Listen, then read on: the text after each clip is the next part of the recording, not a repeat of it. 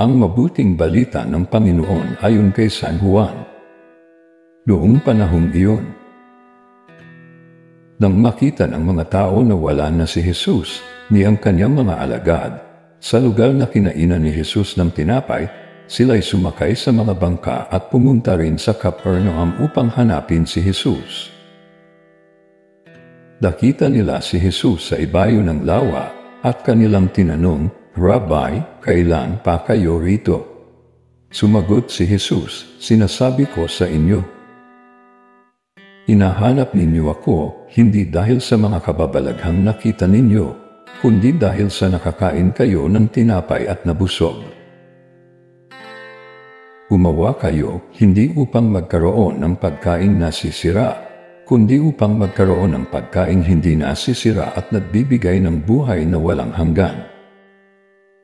Ibibigay ito sa inyo ng Anak ng Tao, sapagkat siya ang binigyan ng kapangyarihan ng Diyos Ama.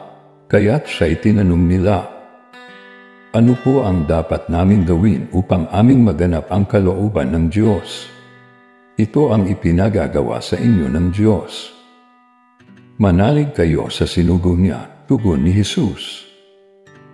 Ano pong kababalaghan ang maipakikita ninyo upang manalig kami sa inyo? Ano po ang gagawin ninyo? Tanong nila. Ang aming mga magulang ay kumain ng mana sa ilang, ayon sa nasusulat, sila'y binigyan niya ng pagkain mula sa langit, dugtong pa nila. Sumagot si Jesus, "Dapat ninyong malamang hindi si Moises ang nagbigay sa inyo ng pagkain mula sa langit, kundi ang aking Ama. Siya ang nagbibigay sa inyo ng tunay na pagkain mula sa langit.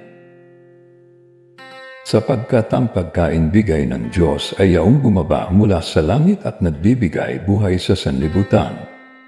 Ginoo, wika nila, "Bigyan po ninyo kaming lagi ng pagkain iyon."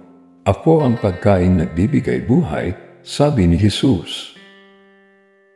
"Ang lumalapit sa akin ay hindi na magugutom, at ang nananalig sa akin ay hindi na mauuhaw kailanman."